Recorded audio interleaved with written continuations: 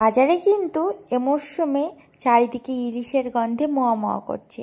ইলিশ খাইনি বলা কিন্তু বেশ ভুল হবে। ইলিশ খেয়েছি 2 বছর আগে, কিন্তু বড় ইলিশ নয়, সেটা হলো খোকা ইলিশ। কিন্তু 2 বছর বাদে এই যে ফার্স্ট টাইম জীবনে প্রথমবার বড় ইলিশ আমরা রান্না করছি। আর ইলিশটা ছিল প্রায় 700 গ্রাম ওয়েটের। তো ইলিশের লবণ হলুদ সব কিছু মাখিয়ে নিয়েছি। আর এটা হচ্ছে ডিমওয়ালা ইলিশ। ডিম ছাড়া ইলিশ কিন্তু আমার ভালো লাগে না।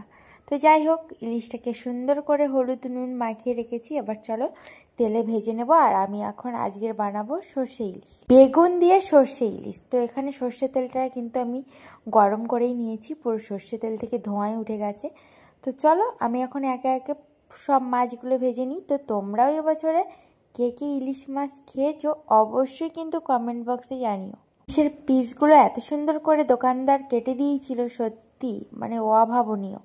আমি বাড়িতে হলে হয়তো এরকম কাটতে পারতাম না। তো চলো এখন একে একে ইলিশ মাছগুলো ভাজতে ভাজতেই দেখছি ইলিশের প্রচুর পরিমাণে তেল বেরিয়ে গেছে। আর ইলিশ মাছের তেল দিয়ে ভাত খাবো না, এটা কিন্তু সব থেকে বড় ভুল হবে। তো ওই জন্য আর কি ইলিশ মাছগুলো পরপর ভাজা থেকে নামিয়ে নিয়েছিলাম, নিয়ে তেলটাও কিন্তু অল্প করে রেখে দিয়েছিলাম, যাতে গরম ভাত দিয়ে তেলটা সুন্দর করে খাওয়া যায়। তো বেগুনটা ধুয়ে নিয়েছি, এবার আমি ভেজে নেব। আর বেগুন আমরা নিয়েছি 3 জনের 3 পিস বেগুন। 3 পিস বেগুনটাকে কেটেছি, দেখো টুকরো টুকরো করে, অনেকগুলোই টুকরো হয়ে গেছে অলরেডি। তো এবার বেগুনটা ভেজে নিচ্ছি লবণ আর হলুদ দিয়ে। তো অবশেষে আমার বেগুনটাও ভাজা হয়ে গেছে অল্প আঁচে, এই যে সব কিছুর তেলেই। আর ইলিশ মাছ রান্নার জন্য তো আসল উপকরণ কাঁচা লঙ্কা আর সর্ষে বাটা। আমি কিন্তু সর্ষে বাটার সাথে সাথে কাজু বাটাও কিন্তু অ্যাড করেছি, সাথেও অ্যাড করেছি জিরের বাটাও। তো এখানে সব কিছু বাটনা রেডি। আর কাঁচা লঙ্কা তো দিয়েইছি একটু বেশি মাত্রায়। তো অবশেষে কিন্তু আমার সর্ষে বাটার ঝোল এখন চলছে। এবার চলো আমি ইলিশ মাছগুলো আর বেগুনগুলো একে একে দিয়ে দেবো। তো তোমরা কেমন দেখছো ভিডিওটা অবশ্যই জানিও, কোথা থেকে দেখছো জানিও।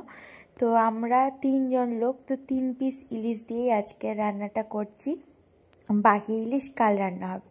তো আমার ফাইনালি গরম গরম ভাতে ইলিশ রেডি, সর্ষে ইলিশ। তো তোমরাও চলে এসো, কেমন হয়েছে জানিও। কিন্তু দুপুরটা আর যাই হোক জমেই যাবে, পুরো গরম গরম সর্ষে দিয়ে বেগুনের ইলিশ। তো চলো এখন একটু টেস্ট করে নিই, তার আগে তোমরা চ্যানেলটিকে সাবস্ক্রাইব করো।